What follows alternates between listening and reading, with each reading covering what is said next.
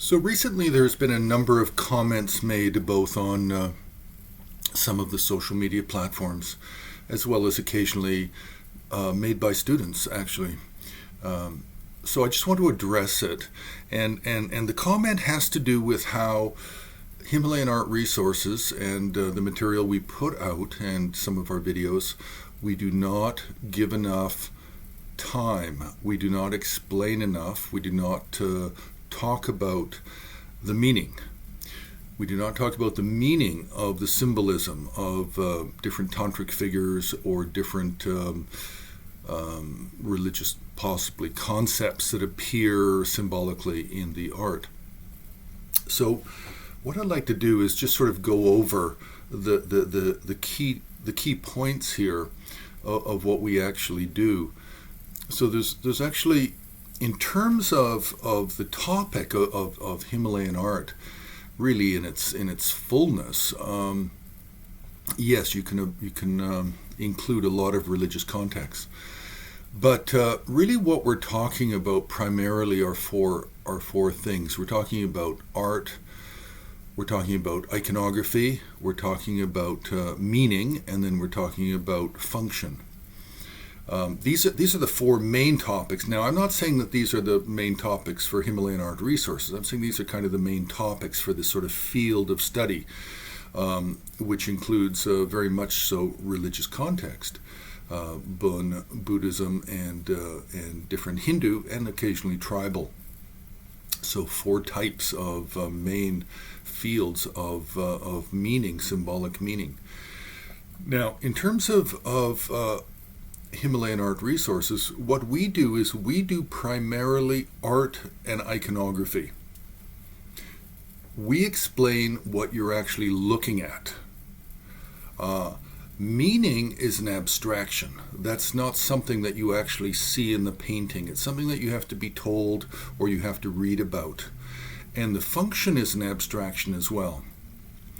The meaning and the function are primarily under the auspices of religious context. They're under the auspices of the practice of Buddhism or Bön or Shaiva. And that's not our main focus.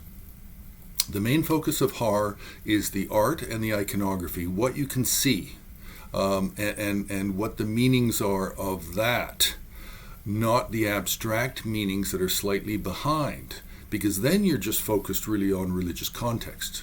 You're focused on religious symbolism, tantric symbolism, and abstract meanings, which take you away from the teaching of the actual art.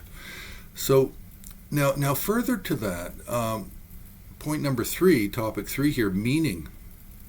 Let's say we were to take a green Tara 17 deity mandala. Are we going to explain it from an original Suryagupta point of view from Kashmir? Are we going to explain it from a 300, 400 year later Sakya point of view? Or are we going to explain it from a modern 20th, 21st century point of view? Are we going to take Vajra Varahi from the really from the 11th or 12th century, is one I'm using on this page where this video is found?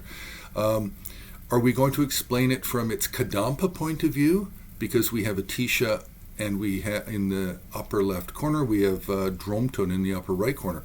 Are we going to explain it from a Kadampa point of view? Or are we going to explain it from a later Marpa Kagyu or Dakpo Kagyu point of view? Or are we going to explain it from a Jonang?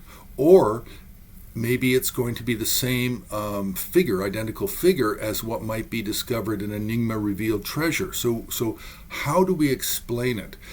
Now, also for He Vajra, we have the same difficulty. For Vajrakila, is it an original Kama tradition Vajrakila, or is it a Nyingma Terma? And is it a Nyingma Terma Vajrakila over a 600-year period with dozens of different types of Vajrakila? Or do you want it to be explained only from a Gelugpa position or a Jonangpa position or a Taklung Kagyu position? So this is really the difficulty when you start to explain abstraction, is it's from what side are you coming with the abstraction?